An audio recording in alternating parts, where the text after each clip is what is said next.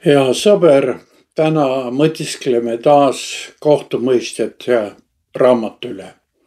Julgustagu need mõtted sindki elule julgemalt ja lootusrikkamalt vaatama. Meie vaimulik elu on ju pidev võitlus. Mõnikord me võidame, mõnikord teeme kompromisse ja mis salata, vahel ka kaotame. Täna vaatleme Joosepi suguharu lugu nende võitlusest tõotatud maa eest. See on õppetund usust, kuulekusest ja eraldumisest.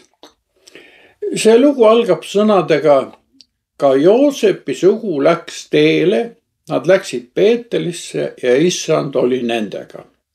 Nõnda on kirjutatud esimeses peatükis kohtumõistjate raamatus 22. salmis. Joosepi suguharu koosnes 2 poja Efraimi ja Manasse järeltulijatest. Me märkame siin kohe 2 olulist momenti. Kõik järgnev tulenes vennalikust koostööst. Me vajame erinevate kristlike kogukondadega üksteise toetust või nagu ütleb Hispaania vanasõna, 3, kes üksteist aitavad, on sama hea kui 6. Teiseks oluliseks momendiks oli see, et issand oli nendega, kuid see väljendus esineb selles peatükis ka, peab ütlema, viimast korda. Peetel, mida nad läksid vallutama, polnud juhuslik koht. Abraham oli siin rajanud kord altari ja Jaakob näinud imelise unenäo maa ja taeva vahel liikuvatest inglitest. Need mineviku mälestused kindlasti kinnitasid Joosepi järeltulijate usku ja muutsid nad võitluses tugevaks. Kui Jumal kutsub meid võitlusse, siis annab ta meile ka selleks võitluseks julgustavaid motiive. Kuid kuulake, mis sai edasi. Me loeme 23. kuni 26. salmini. Kui Joosepi sugu laskis Peetelis maad kuulata, linna nimi oli muiste Luus, siis luurajad nägid ühte meest linnast välja tulevat ning ütlesid sellele: näita nüüd meile, kust me pääseme linna, siis me anname sulle armu.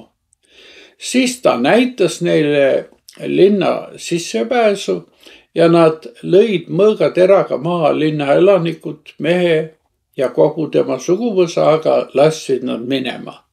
Ja see mees läks Hettide maale ja ehitas sinna linna ning pani sellele nimeks Luus. See on selle nimi tänapäevani. Tsitaadi lõpp.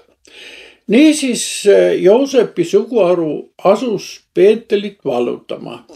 Nad saatsid välja maakuulajad ehk luurajad. Kuigi issand oli nendega, saatis Joosep ikkagi ka maakuulajaid välja. Oli see nüüd tarkus või usaldamatus Jumala vastu? Raske ütelda, sest kindlasti meenub meile ka Joose lugu, kes samuti oli ühest luureoperatsioonist osa võtnud.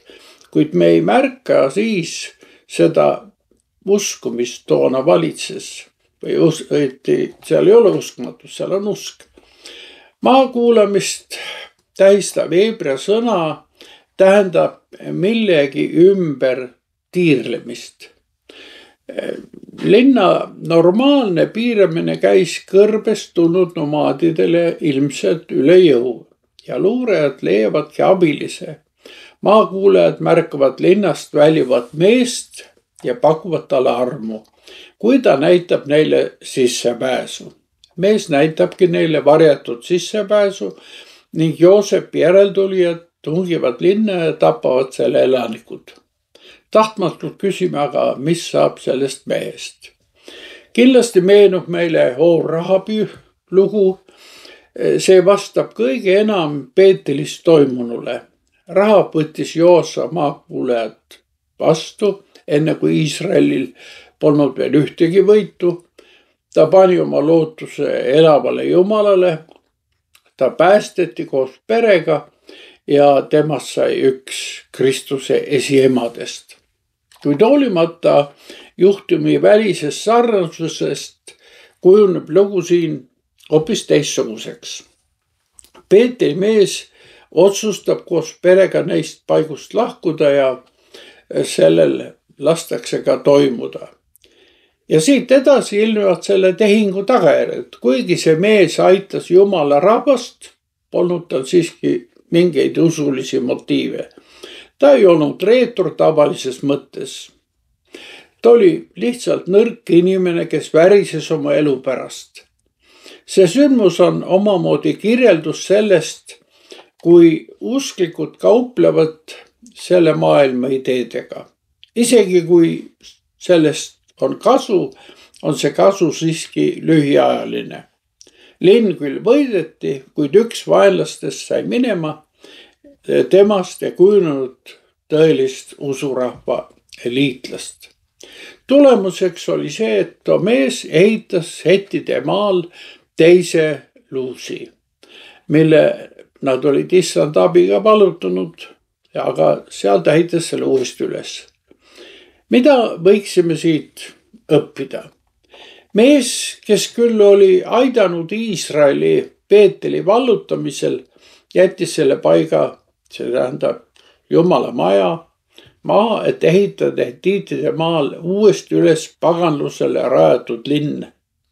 Nimetus hetiidid tähendas toona hirmulapsed. See uuspaganlik linn ehitati nii-öelda hirmulaste maale. See on sageli paljude kompromisside tulemus. Peab ütlema, et kõik, mida me oma elus õigustame, olgu see inspireeritud siis meie lihalikust meelsusest, vaenlastest või oma tahtest, pöördub varem või hiljem meie vastu tagasi. Peeteli linna varasem nimi Luust tähendab eraldatust, kaitstust. Eraldatusel on piibelik tähendus, kuid seda saab õpetada ja ellu viia vahel ka ebapiibelikul alusel. Ja nii kujuneb piibelik tõde mõnikord ka vaenlase relvaks. Tegelikult me peaksime väärat eraldumist vältima. Uues testamendis kohtame varisere. Seegi nimetus tähendab eraldatud. Nad eraldasid end rahvast, pidades end muust rahvast paremaks ja pühamaks. Jeesus aga nimetas neid silmakirjatseteks. Nad panid teistele raskeid koormaid ja kohustusi, aga ise mõnes hoopis teises asjast ei täitnud neid. Peab ütlema, et variserism on meil kõigil kuidagi veres. Ei piisa välisest eraldumisest, kui süda on endiselt rikutud. Mis oleks siis lahendus? Alles siis, kui väär eraldatus on meie elus kadunud, kogeme õige eraldatuse tähendust. See õige eraldatus on eraldumine Jumala nimel, Jumala poole, et teda pühitseda, tema kojas kaasa teenida. Meie ülesandeks on muuta Luus Peeteliks, Jumala kojaks, kus elavad need, kelle elu lähtub Jumalast. Peame arvestama, et ta on püha Jumal, kes ei salli ülekohut. Püha laulik ütleb, sinu kojale on omane pühadus. Oh issand, igaveseks ajaks. Kokkuvõtteks, hea sõber, peab ütlema, meie vaimuliku elu varitseb pidev oht lasta end ümbritsevast maailmast juhtida. Kuid need, kes siiralt püüavad oma elus patu vastu võidelda, saavad selleks ka vajaliku jõu ja tarkuse. Kui see siirus kaob, muututakse abituks.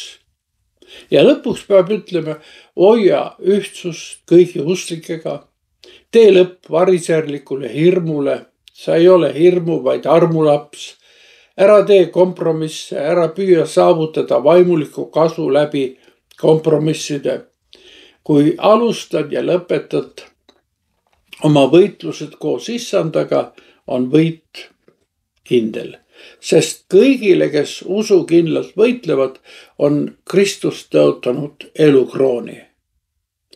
Palvetagem, Issand, aita meid oma luus muuta peeteliks. Aamen.